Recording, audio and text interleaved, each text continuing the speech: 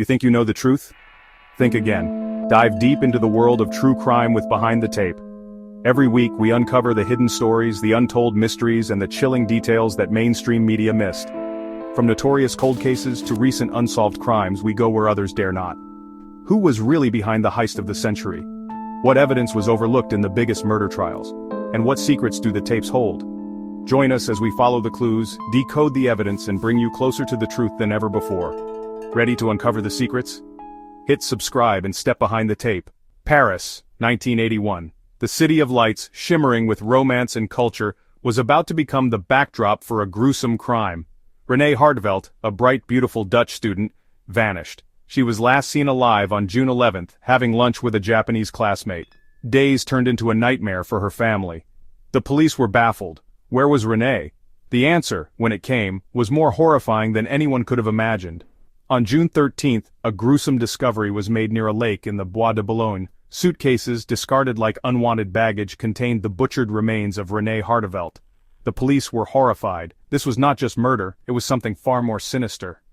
The investigation quickly led to the last person seen with Renée Issei Sagawa, an unassuming Japanese literature student. What they would uncover was a tale of twisted desires, a descent into madness, and a crime that would shock the world.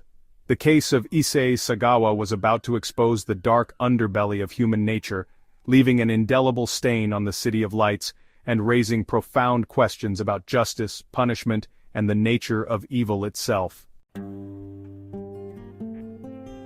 The police tracked Sagawa to a cheap hotel room. He didn't resist. In fact, he readily confessed to a crime so heinous, so depraved, that it sent chills down the spines of even the most hardened detectives. Sagawa calmly described how he had lured Renée to his apartment, shot her in the back, and then spent 2 days indulging in an act of unspeakable barbarity, cannibalism. He recounted the details with a chilling detachment. He spoke of his fascination with Renée, a fascination that morphed into a consuming obsession. He detailed how he had planned the act, purchasing a large butcher knife and even researching recipes for human flesh. He admitted to eating parts of her body, storing some in his refrigerator alongside ordinary groceries. The confession was detailed, matter-of-fact, devoid of remorse.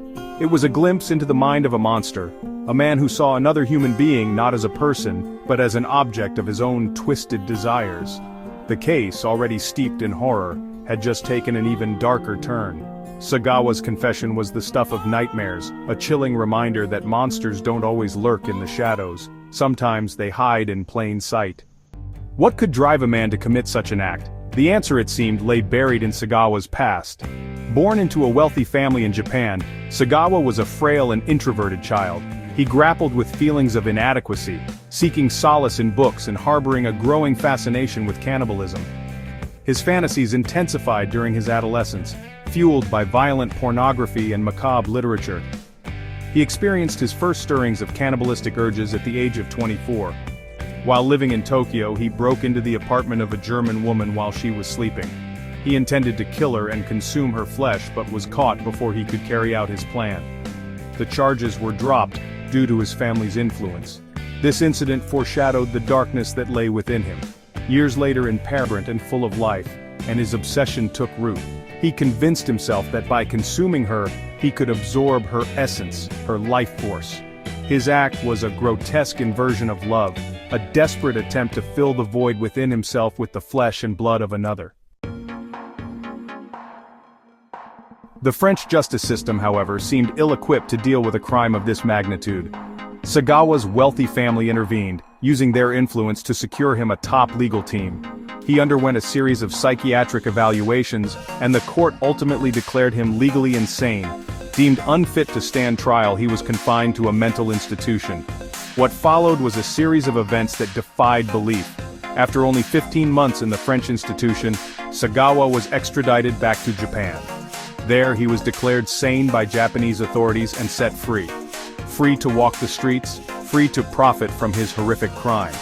Sagawa became a minor celebrity in Japan, writing books and giving interviews, reveling in his notoriety. He never showed remorse for his actions, often speaking of Renée as if she were an object of fascination rather than a victim he had brutally murdered.